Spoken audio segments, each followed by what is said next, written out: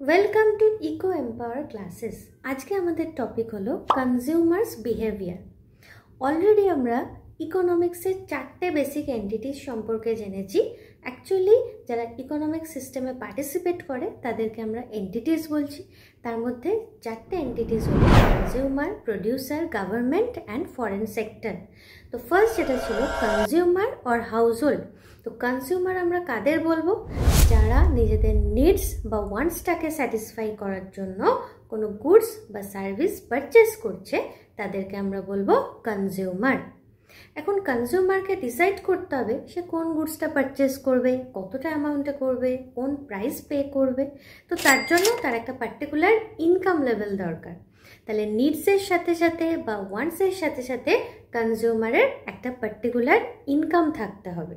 তাহলে needs plus income or purchasing power যদি থাকে তখন আমরা সেটাকে বলি কনজিউমার্স ডিম্যান্ড। এবার কনজিউমার গুড সার্ভিস পারচেস করার পরে সেখান থেকে একটা পার্টিকুলার স্যাটিসফ্যাকশন গেন করলো। তো সেই স্যাটিসফ্যাকশনটাকে আমরা বলবো ইউটিলিটি। তাহলে কনজিউমার বিহেভিয়ারের মধ্যে দুটো টপিক রয়েছে, একটা হলো consumers demand and consumers utility. অন্য কোনো ভিডিওতে আবার এই দুটো ডিটেলস নিয়ে আসছি খুব তাড়াতাড়ি। Stay tuned, by.